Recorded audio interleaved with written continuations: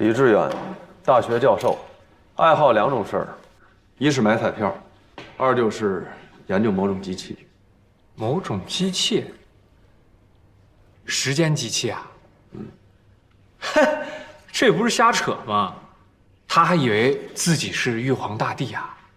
天上一日，地上已过千年。哈哈哈哈！来，我来给你举个例子。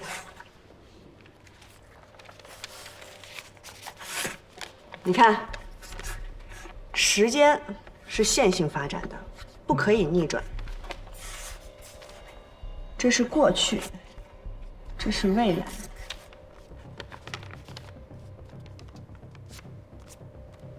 据西洋人推测，利用时间机器，瞬间就可以从现在穿越到过去。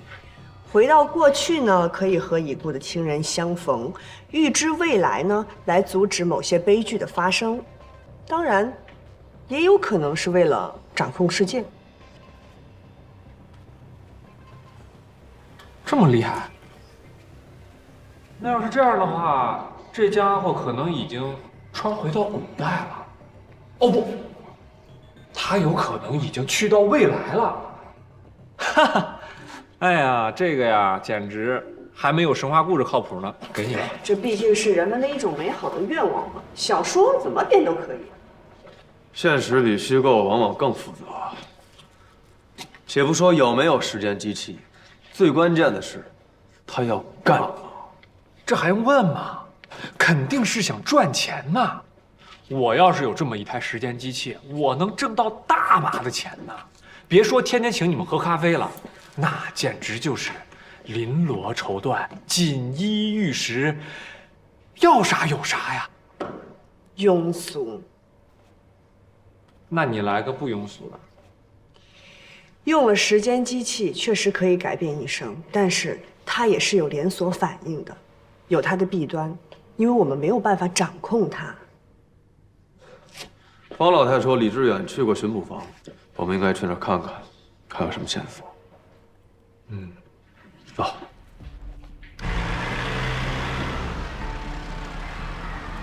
慢跑，慢跑！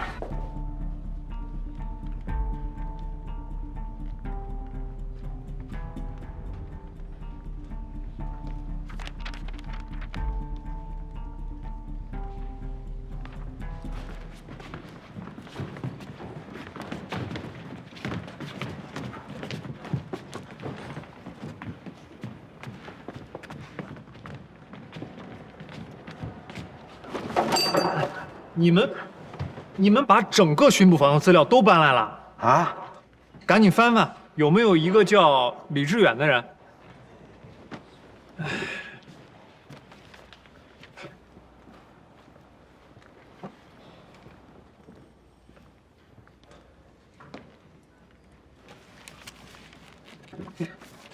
哎，张公子，找到了。找着了。哎，鸟哥，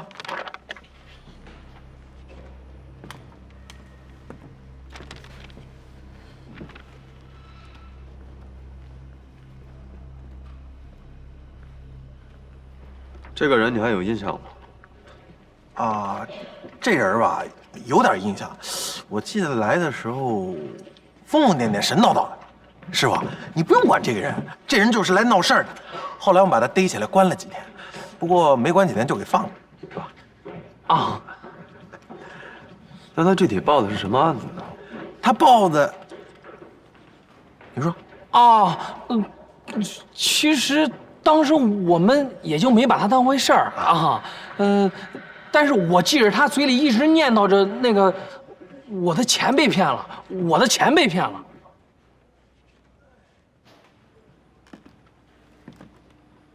还给你们来。要不这样，咱分头行动。我和姚飞去李志远附近的那个书店，去看一看他的这些时间机器的资料的来源。你呀，你去那个……我去彩票店逛逛，反正我也看不懂洋文，你们俩去查吧。好。哎，对了，天笑，把车子借我用用，为什么呀？因为彩票店比较近。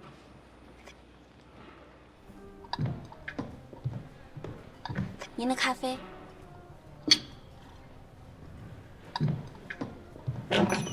哎，小咖妹妹，跟你商量点事儿。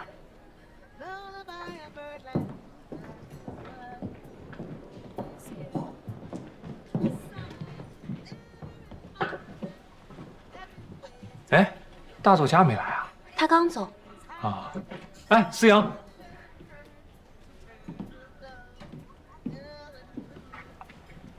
怎么了？我求你个事儿。想通了，准备来我这儿卖咖啡。哎呀，真有正经事儿。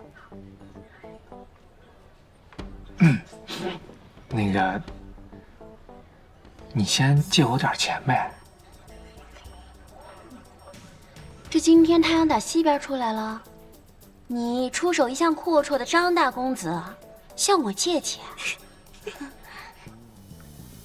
我这不是离家出走，跟我爸闹掰了吗？之前的存款都取不出来了，而且我最近发的薪水都请你们喝咖啡了呀，剩下也没多少了。那你借钱干嘛呀？是去约会还是招桃花？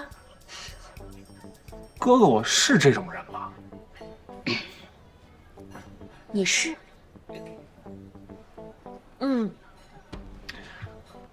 我们当侦探的哪有这闲工夫啊？我当然是去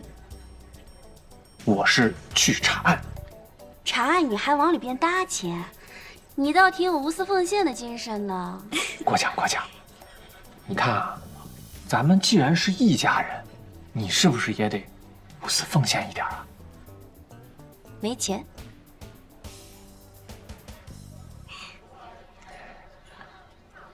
你别看我呀，我更没钱，我们经理还没发工钱呢。你们慢慢聊，我先去忙了。你张大公子还有事儿吗？你要是没事儿，我这还忙着呢。哎，你等等，我实话跟你说吧，我这是去做投资。知道什么是投资吗？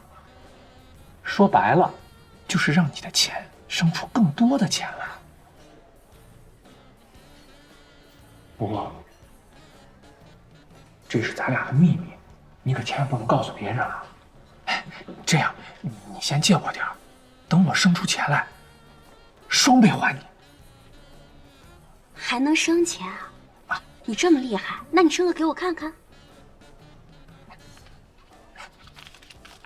买彩票，凭我的运气，我肯定能挣大钱。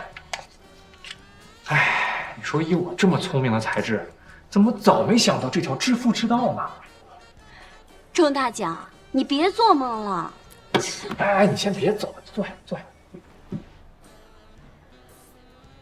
你放心吧，等我有了钱，我一定还给你，还不行吗？这样，看见没有？我把它暂时抵押给你，行了吧？谁稀罕你那破表？这都不行啊！这样吧，万一我要是还不上你的钱，我整个人都押给你，我给你当牛做马，在所不辞。哎！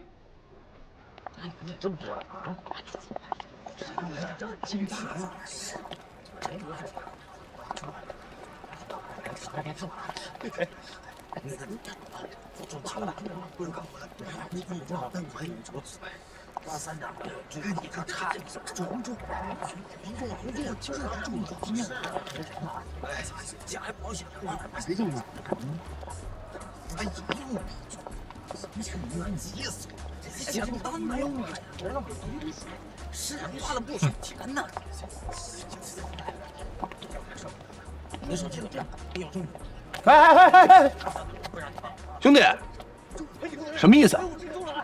什么意思？你刚才在干嘛呢？听您这说话的口气，再加上您这标准的动作，我猜您一定就是传说中的天才少年侦探吧？啊？你认识我啊？我不认识您，但是我认识您的好朋友，陈大侦探，是我的旧交。啊，少跟我这儿套近乎。陈大侦探交友也是够广泛的，贼圈也有朋友。把你刚才偷的东西拿出来，我刚才偷什么了呀？少跟我这儿废话。嗨，废纸。啊，没中奖的彩票啊！这要是中了大奖，可比偷钱划算多了。天才，我要纠正你一个概念：任何彩票在没有兑奖之前，它都只是一张废纸。再说了，你仔细看看，即使是兑了奖，在赌场里也换不了几个尼玛。我就是想在赌场里混着玩2圈。哎，但是那个老兄就不一样了，你看他笑得鼻涕泡都出来了，那才是中奖的样呢。哪儿呢？那儿呢？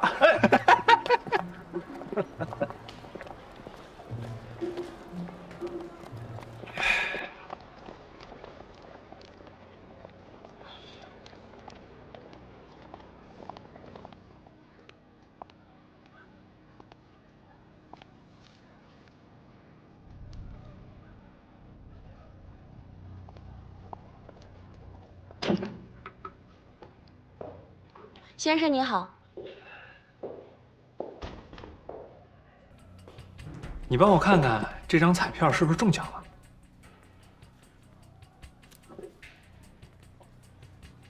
是中奖不错，不过已经过期了。啊？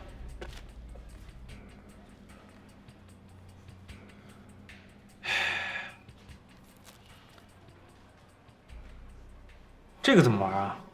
最左边这些2元一次，中间这些10元一次，最右边15元一次。还有这么贵的？这有什么区别啊？看都长一样啊。这中奖概率当然不一样，越贵的中得5万元现金大奖概率就越高，越便宜的也能中。不过中的是尼玛，也够你在大世界赌上一阵子。啊。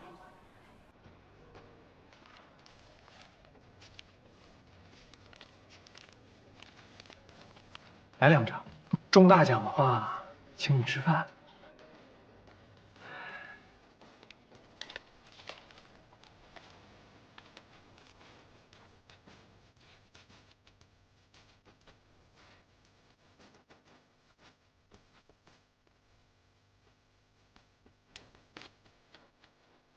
哎，姑娘，要不你帮我选一张？那中了奖，算我的。中大奖的话，咱们3-7分。我亲你3。好，我亲你3。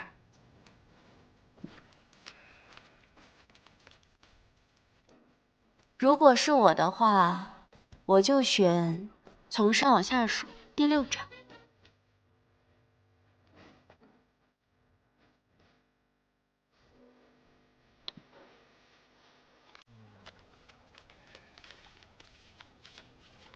右边这一摞，我全要了。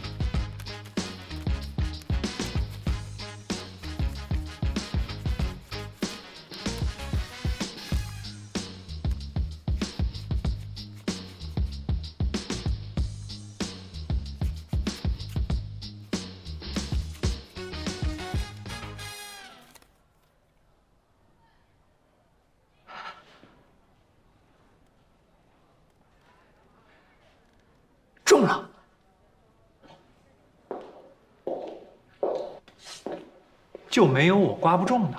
姑娘，晚上一起吃饭？这饭恐怕是吃不成了。我们这儿只负责卖彩票，兑奖你得当天去赌场兑，晚了可概不负责哦。等着。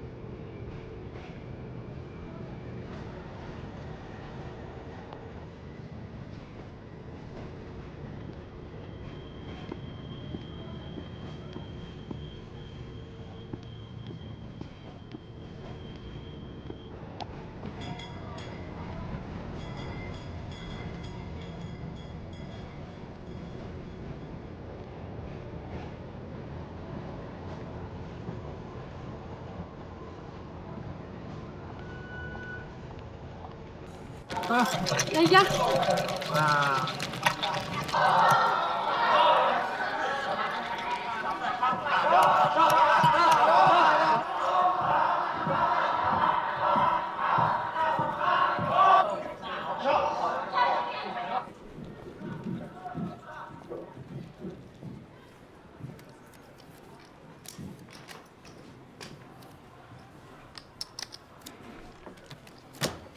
兑奖。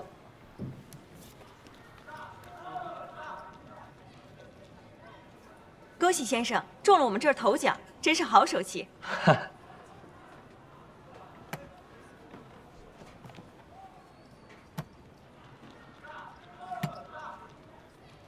哎，等等。啊？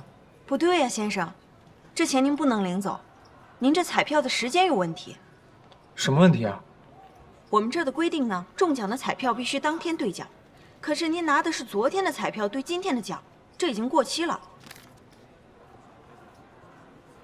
这不就是25号吗？今天的没问题啊。先生，您看，今天可是26号。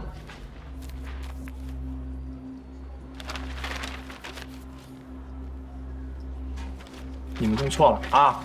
负责人在哪儿呢？给我叫过来！怎么了？怎么了？哎，我买了一张彩票，今天呢，他说过期了，这是怎么回事？我看一下。老板，你一定是搞错了。这样吧，今天呢也不能让你白来，我个人送你1000尼玛，随便玩，在这里。1000尼玛？打服要饭的呢。等着啊！你说今天几号？26号。年轻人啊，千万别沉迷于此，不分昼夜。来，你说，今天到底几号？26号啊。16号。这是26号。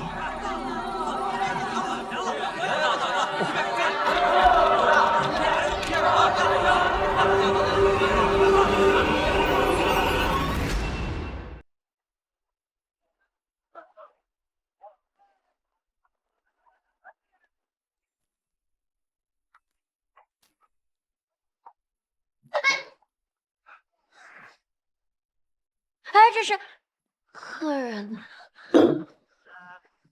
不可能，不可能，这绝对不可能。怎么一整天都不见你人啊？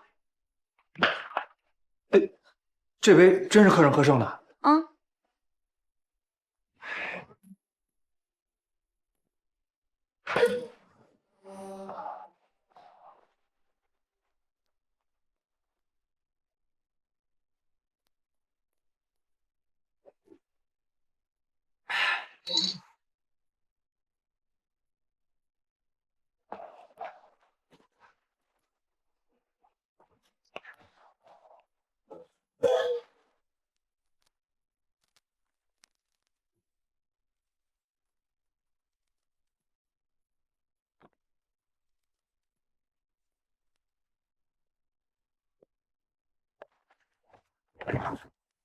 你发烧了，是不是哪儿不舒服？哎呀，哟，这还看成英文资料了。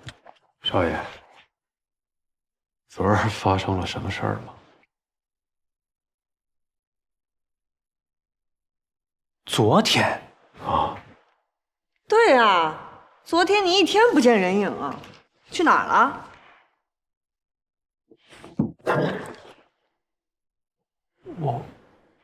我难道是穿越时空了？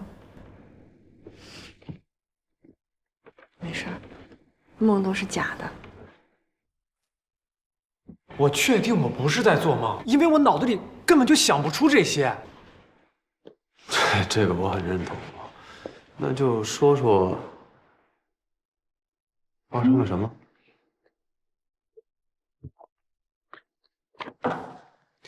？1个小时前，我买了张彩票中了大奖。20分钟后，我去赌场兑奖，可赌场的人说这张彩票过期了，是昨天的。可这明明是我刚买的。那你是不是买了张假彩票？他不仅买了一张假彩票，他可能还做了一个假的梦。这怎么可能是假彩票呢？我包了一整盒的彩票，为了中奖，我的钱都花光了。这确实是昨天的彩票啊，25号的。张公子，你要是没钱，你可以直接说呀，谁都有落难的时候，对不对？你一直在这撒谎，你也没有这个必要吧？如果我说谎，那才是真的在说谎。还有，这怎么可能是昨天呢？1个小时之前我刚跟你们分开，我就去买彩票了。对了，你们不是说要去趟书店吗？这么快就回来了？这可不是1个小时了，这都过了24小时了。我们不光去了书店，还去了李志远的老家，在郊区。对呀，我们还去书店问了那个老板，那个老板说，记得有一个神神叨叨、疯疯癫癫的一个不太爱说话的男人，一直在搜集什么关于时间机器的资料，还问他相不相信时光机器的事儿。对了，这个人就是李志远。哎，你现在这个状态跟那老板说的很像啊。不可能，不可能！我难道这些时间莫名其妙的消失了？那看来你买的不是一张假彩票，是一张可以穿越时空的彩票。陈一鸣，玩笑就开到这儿。你们俩现在跟我走一趟。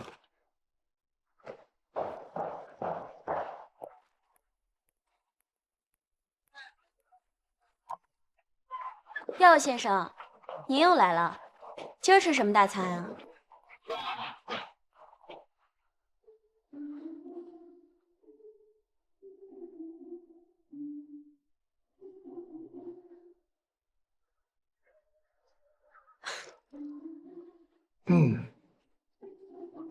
欠我2张。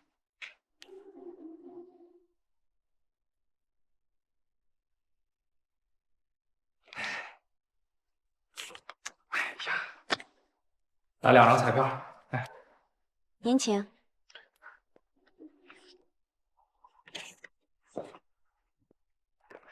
就这个。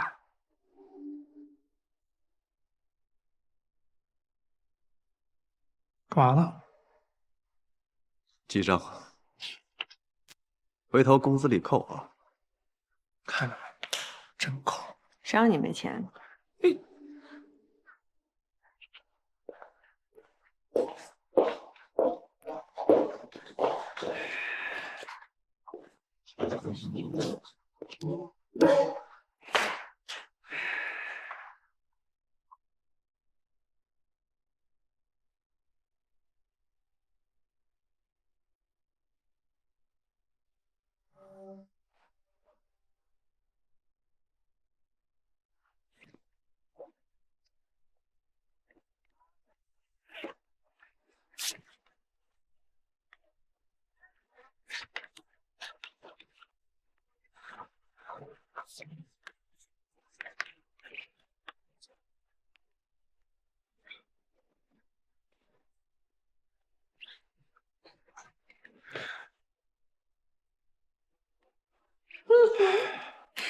二位先生，不好意思，我中了200。这有什么稀奇的？尼玛，花钱就能中，概率很高而已。尼玛是什么意思？这你都不知道？赌场没去过。一般来说，赌场有2种筹码，现金码可以直接兑换现金，尼玛呢就只能用来下注，赢取现金码，再兑换现金。那要是这样，那输了怎么办？输了就没了，反正这也是白来的。不管输赢，其实只有一种结果，那就是你要拿更多的钱去买筹码，继续玩下去。这个彩票店只不过是赌场为了吸引顾客的一种手段，表面上看着好像占了便宜，其实你要为此付出更大的代价。一旦开始，就算是进了圈套了。所以说啊，羊毛出在羊身上。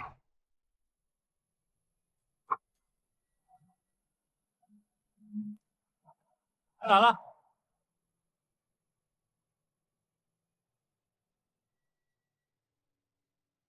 走吧，小心点啊！那天我就坐在这一排的最前面，彩票呢放在这个上衣的口袋里，在我的右手边坐着一个戴银色耳环的壮汉，在他的右手边是一个头发梳得比较讲究的中年妇女，在中年妇女的正对面坐着一个戴着鸭舌帽的年轻男人。对了，在这个车厢的最前面，站着一个穿着红色风衣的女孩。哇，那天她的身上不知道喷了什么牌子的香水，那个味道弥漫了整个车厢。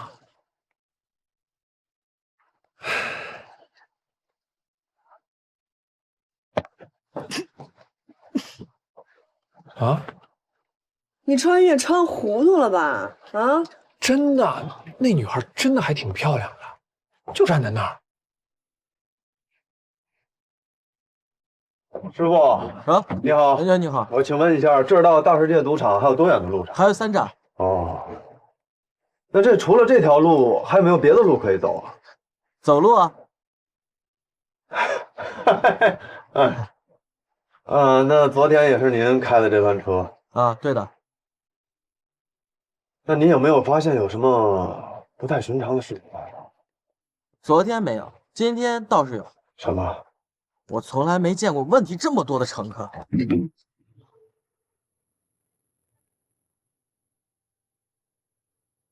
坐吧。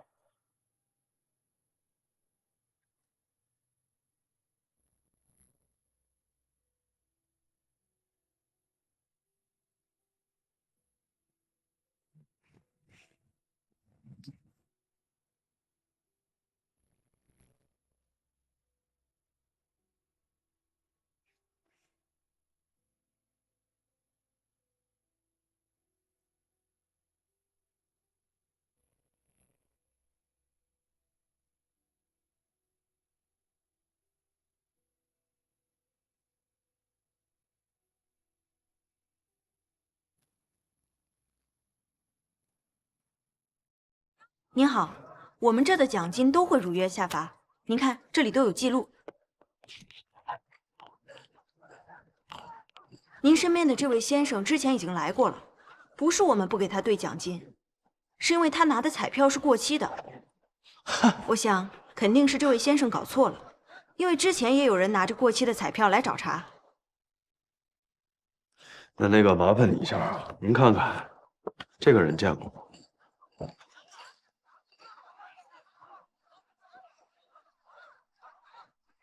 没有印象。哦，倒是您身边的这位先生，我有印象。还有脸说对我有印象？我就觉得你们这里边有问题。你们都串通好的啊？赶紧把我买彩票的钱都退给我！行了行了行了，信不信我把你们都抓起来？哎，别，想干嘛？想找茬是吧？误会啊！来，都别动怒啊！行了，点小，走，别说了，走了，钱还没退给我。行，走了，行了。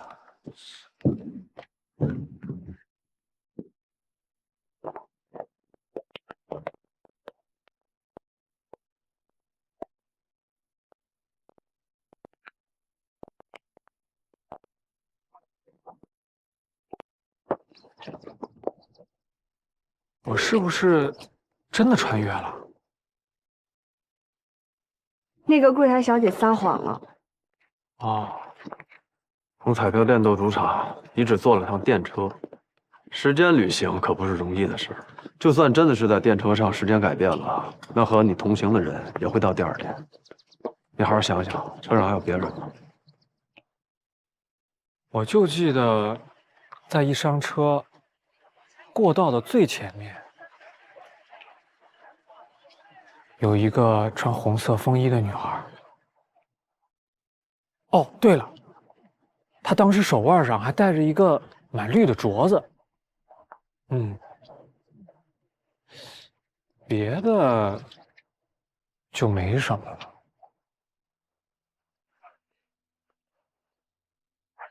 了。我还有点事儿，我就先走了。你们俩回去等我啊。哎，让他去了。哎，这离高伯伯家挺近，要不要去坐会儿？好啊。走。哎，我一直很好奇，你和高伯伯是怎么认识的？哦，我很小的时候啊，高伯伯救了我，然后把我养大。那你的亲生父母呢？可能在我很小的时候就死了，也可能在别处。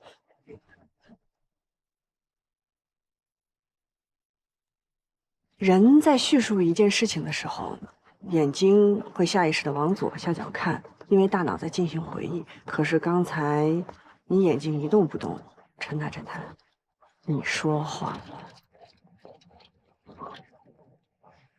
那你呢？你跟我们所说的所有一切关于你的事情都是真的。毕竟很多人只选择自己想表达的样子。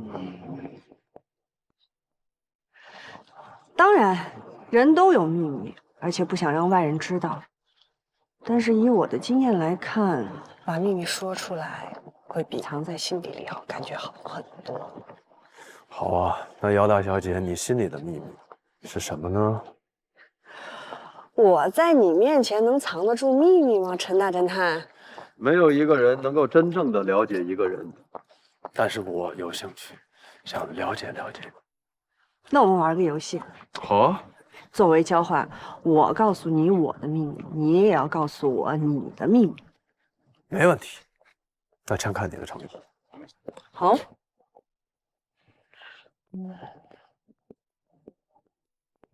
小时候，我经常一个人，时间久了，你就会习惯这种孤独。你以为孤独可以保护你，可是后来我发现，孤独会把一个人给吞噬。那个时候，我想变成任何一个人，除了我自己。那现在呢？现在找着你自己了吗？哎，你这是下一个问题。现在轮到我问了。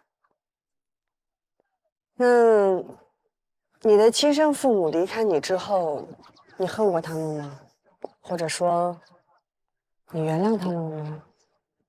嗨，恨不恨的，原谅不原谅都谈不上，只是我忘记的太快了。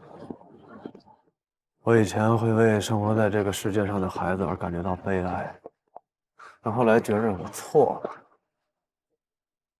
因为成长在这个世界上，就是让你来适应这个世界，而不是要让这个世界被同化。看来你现在适应的很好啊。生活永远会用一种你意想不到的方式来改变。一直活在记忆中是可怕的，被现实完全吞没，又是可悲的。所以啊，我让自己时刻保持清醒。和你聊天很有意思，就好像找到了一把正确的钥匙，打开了一扇门。和你聊天也并不无聊，因为像在做一个侦探游戏。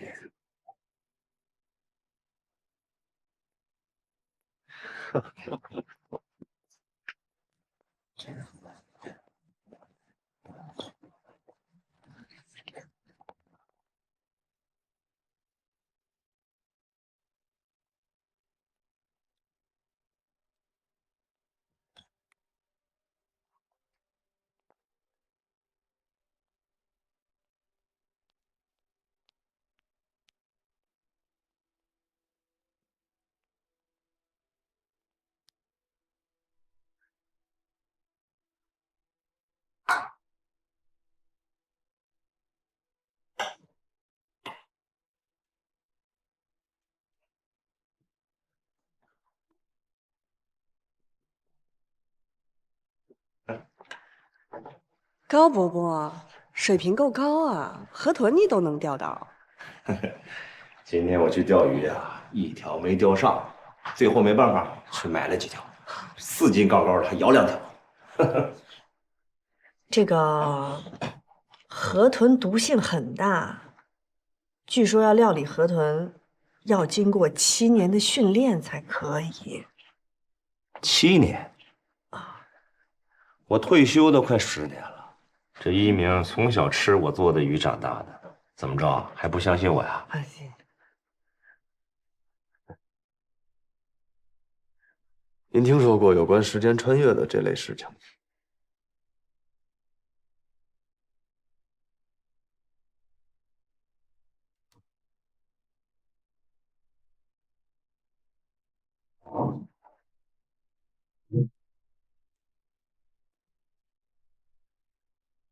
看看就知道。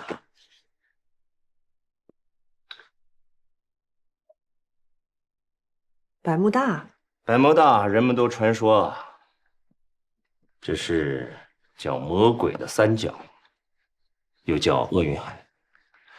曾经在亚速尔群岛以西100海里的海面上，漂浮着一艘船。当人们发现它的时候，船上空无一人。但船舱的餐桌上却摆放着美味佳肴，茶杯里还剩着没有喝完的咖啡和水。这墙上的挂钟还自然地摆动着，缝纫机的台面上还放着装满机油的小瓶子。这一切说明什么？说明这艘船行驶的过程当中没有遇到过风浪，但不知为何，船上的人不知去向。那后来这些失踪的人都找到了吗？后来还有一艘美国的军舰行驶到此地的时候，船上309名船员也神秘的失踪了，至今查无音讯。然后呢？没有然后啊。后来有报道说，这些人可能是被一种神秘的力量给吸引到另一个时空。具体有没有时空穿越，这就不得而知了。就好比你永远不知道自己的命数一样。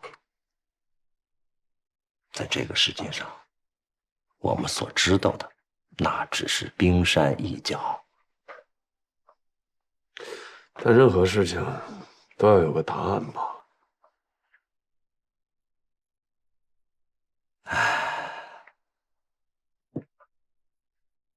当你年轻的时候，你觉着什么事情都应该有答案，但只有你老了的时候，你才知道，这个世上很多事情是没有答案。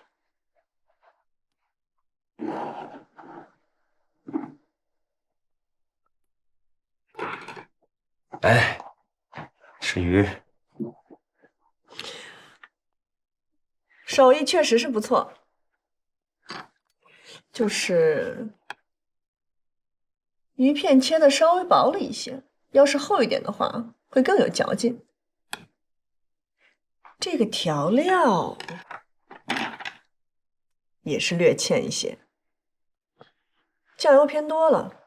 酱油、柠檬、酸橙，如果比例有所不同的话，味道也会有所不同。你这鼻子还真挺尖啊！当时我们的巡捕房的狼犬，要是有你这个功力，那可能破不少大案呐。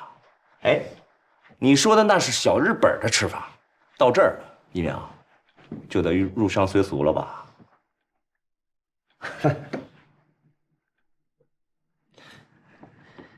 那是因为我在日本有个远房亲戚，跟他学过几手。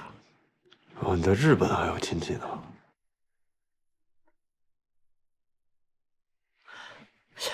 我一直在想，天笑真的时间穿越了？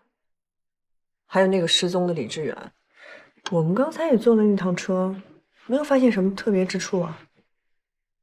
一鸣啊，发生什么事了？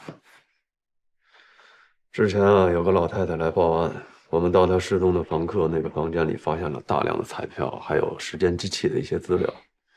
然后天笑也去买了相同的彩票，当天去兑奖的时候，发现已经变成了第二天。我们在想，这些事情是不是都有联系啊？假如真的有时间穿越的话，那肯定需要特定的地点和特殊的条件，就像您说的百慕大。但这种事情发生的概率，那真的是小之又小。我们不是否认这种事情的发生啊，但是在现实的正常条件下，这根本不可能。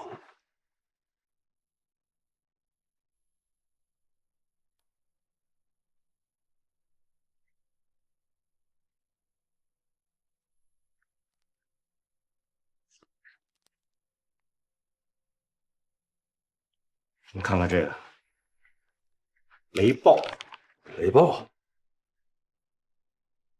当时所有失踪的船只有一个共同点，当他们行驶在百慕大的时候，都遇到了强烈的雷暴天气。那时间穿越的重要条件之一，就是在雷暴天气产生的巨大电流。也许吧。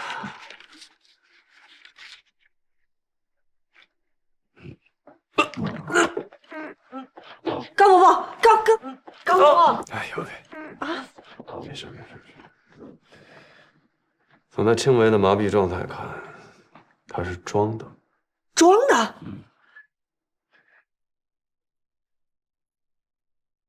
你没事吧？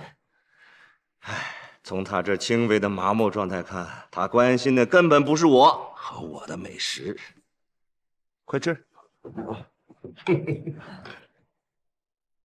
哎，好吃，好吃，好吃，好吃，好吃。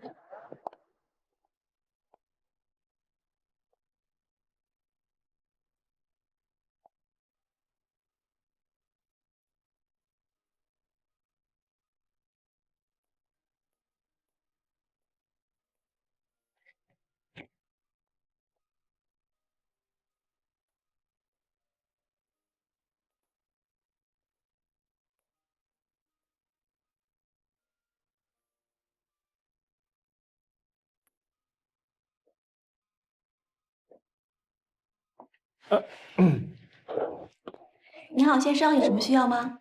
呃，是要送给女朋友吧？对，不，我还没有女朋友。可是我们这儿是专卖女士香水的。这样啊。我们店里有一款古龙香水4711啊，这个是男女通用的，味道清新不浓郁，你可以尝试一下。就这个是吧？是的。好，那给我来个这个吧。好。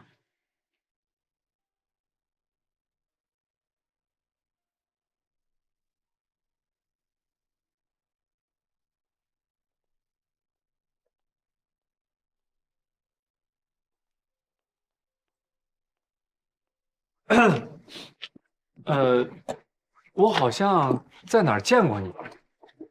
你平时都是这么跟女孩子搭讪的吗？没有，我这是第一次啊。我的意思是说，我不是那种随便在大街上就会跟女孩子搭讪的人。我是真觉得我们好像在哪儿见过。我想起来了，是那天的电车上。你也上过那辆电车，对不对？就站在一上车过道的最前面。哎，你坐那辆电车是去干嘛？不会也是去赌场兑奖吧？还是赶着去约会？我们很熟吗？你管的也太多了。没，我就是随便问问。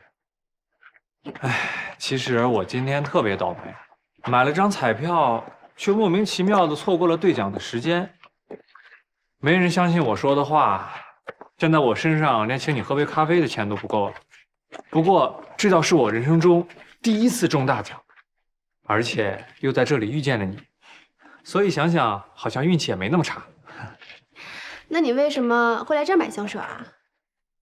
我也不知道怎么就拐来拐去就拐到这儿来了，可能是这个味道还挺好闻的。你是说我身上的味道好闻，还是这家店的味道好闻呀？都挺好闻的。那你知道香水怎么用吗？香水，那还不简单？你看着啊，就是这样吧。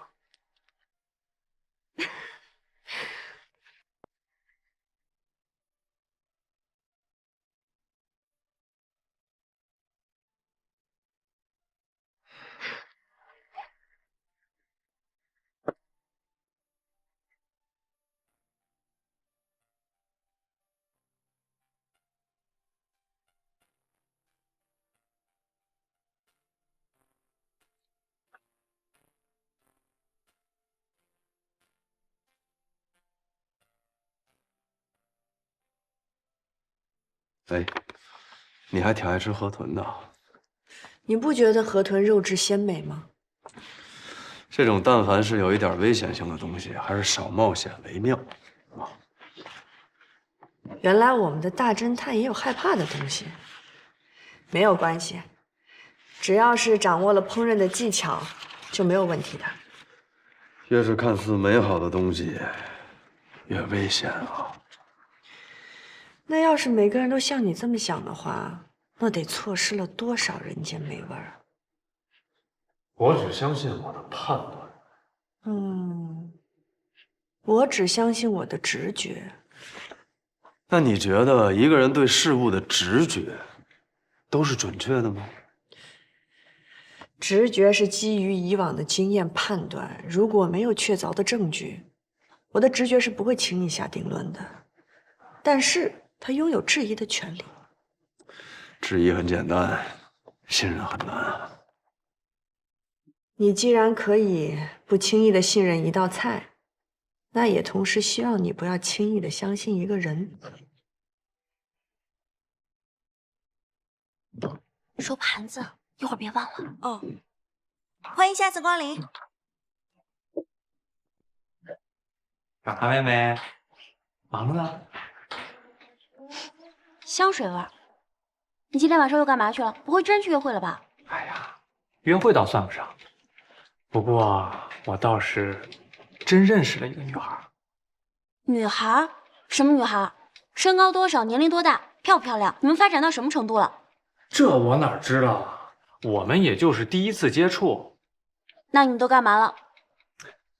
也就是随便聊聊天儿。哎，说正事儿，你不是画画技术超一流吗？你帮我画幅画呗。姚小姐这是话里有话呀！啊，探讨嘛，这也是曾经我的人生导师告诫我的。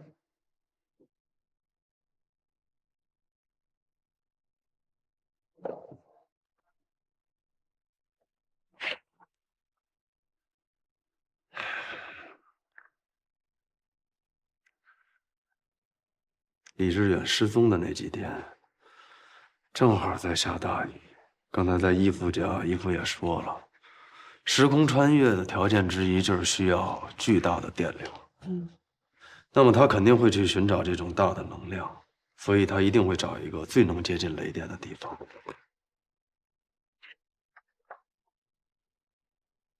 我已经知道李志远在哪儿了，只要找到他，一切都明白了。身穿红色的风衣，一头乌黑亮丽的秀发，皮肤特别的白，眼睛特别的大，鼻梁特别的高，身姿特别的优雅。哦，对了，手腕上还戴着一个特别绿的镯子，笑起来嘴角特别你把人家姑娘观察的倒挺仔细的。啊，没有，我这个就是查案需要。我看是你自己需要吧。真是查案需要。哎，你还没画完呢，这。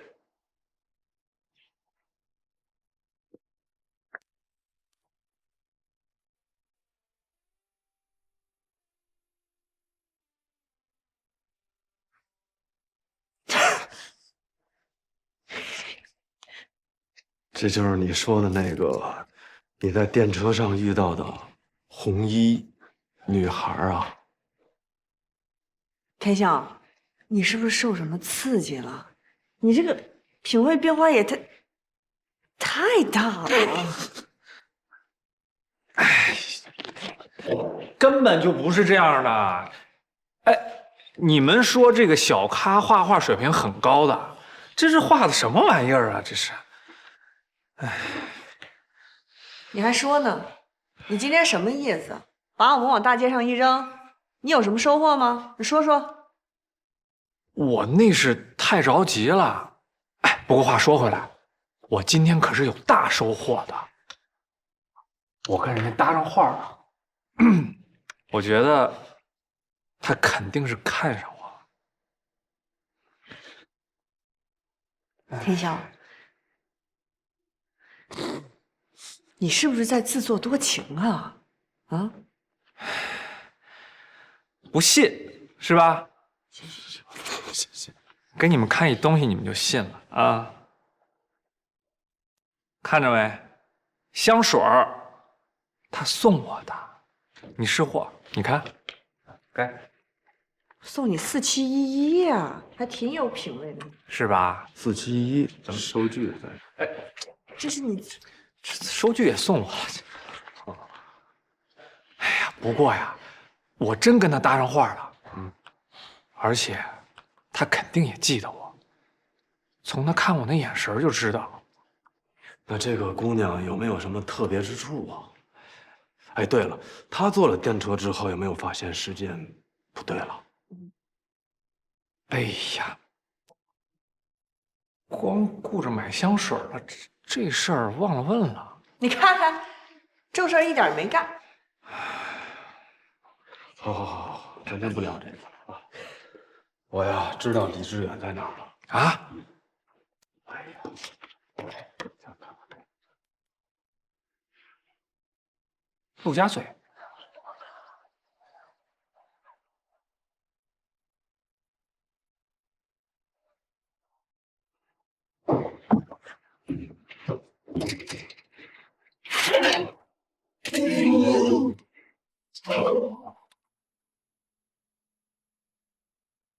吴佩，今天喷了多少香水啊？这么野性的味道，你觉得会是我吗？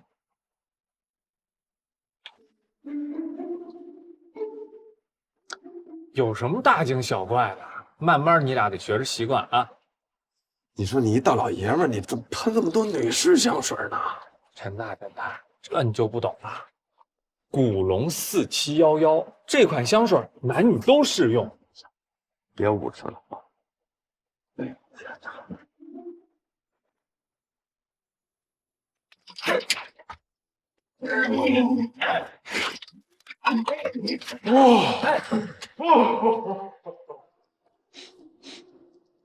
哪有那么大的味儿啊？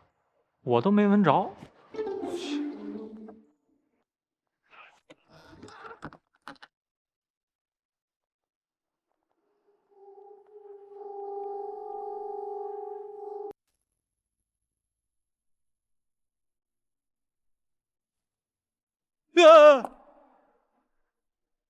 干嘛啊？大惊小怪的。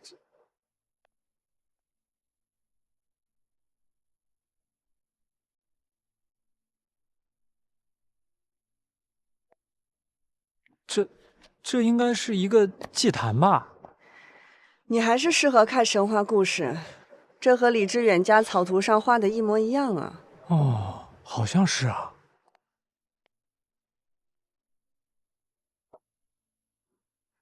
哎，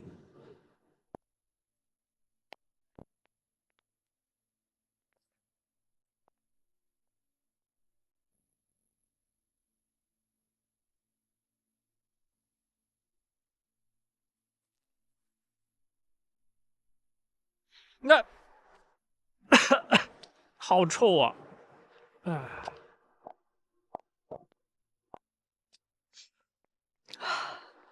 至少放了有3周了，能不臭吗？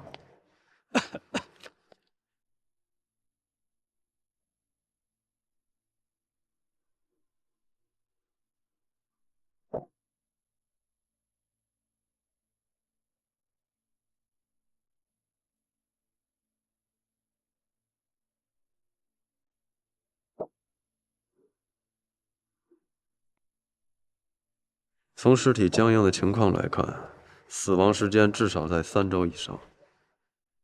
死者身上的皮肤大部分都被烧焦，但没有长时间烧灼的情况，也没有挣扎过的痕迹，且灰烬呈水状形，应该是被雨水冲洗过。死者应该是在下雨天触碰到了强大的电流，瞬间电击而死。菲姐鼻子挺灵啊。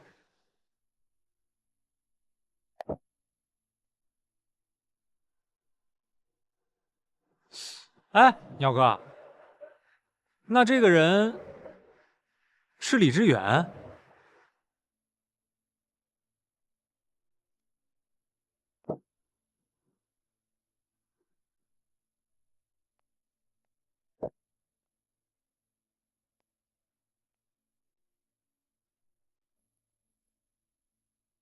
没错，他就是李志远。啊？可是这儿为什么会有一个旅行袋呢？难道他是在旅行？李志远是在旅行的途中被杀的？我更好奇的是，如果是旅行，他为什么要来这儿旅行？他不是被杀的，这不是一趟简单的旅行，这是一次时间旅行。他应该和你一样买了彩票去赌场兑奖，发现时间穿越了，所以潜心研究。时间旅行？我才不信有什么时间穿越的东西呢！这些呀，都是那些小说家闲得无聊，是吧？胡编乱造的东西。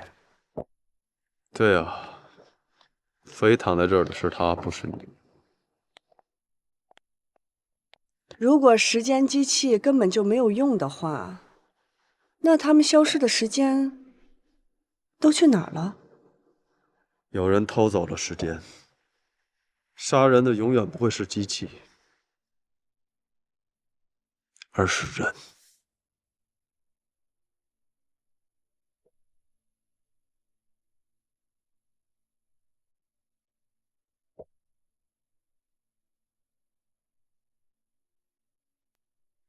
你说的没错，赌场。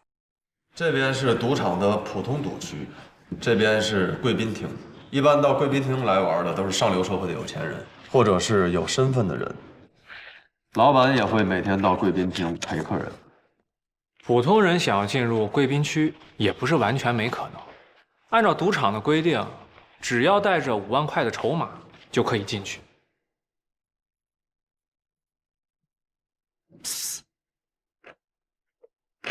哎，那里边的待遇可是你想象不到的，不仅有美女陪玩，还能过夜，但是下注是普通区的几10倍。张公子，看来你是体验过喽。简单来说，想要进入贵宾专区，要么你有花不完的钱，要么你有输不了的运气。你觉得这2样，我占哪一样？5万筹码。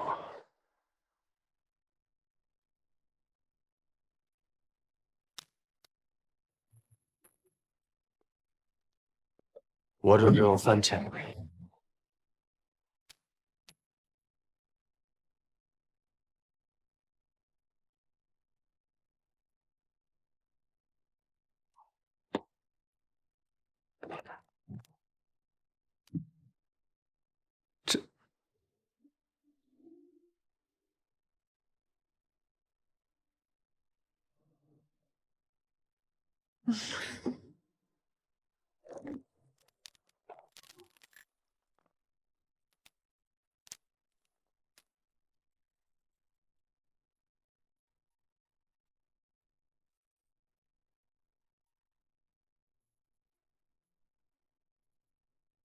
看我干嘛？我的钱都买彩票了。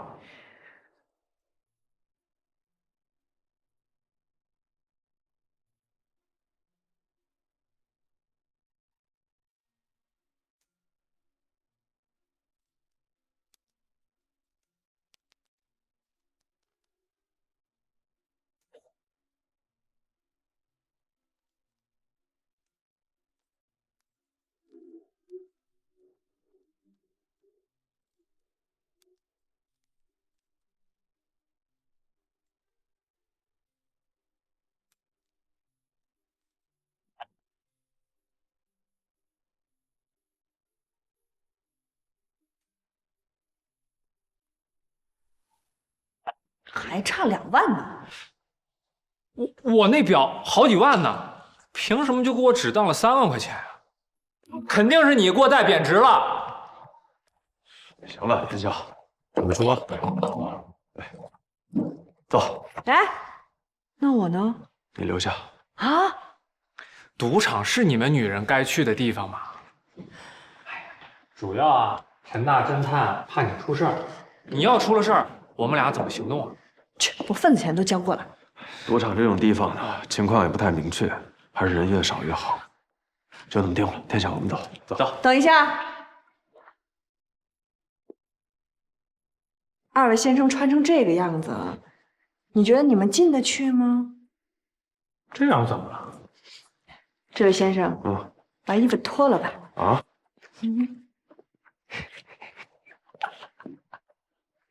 这位先生，请把你的衣服脱了。快点儿的，人等半天了。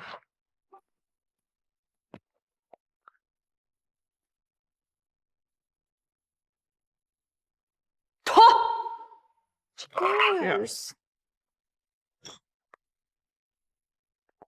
淼哥、飞姐，你们先喝着，我去把剩下的钱给你们赢回来。不用，你在大厅好好找找线索，剩下的事儿交我。小心点啊！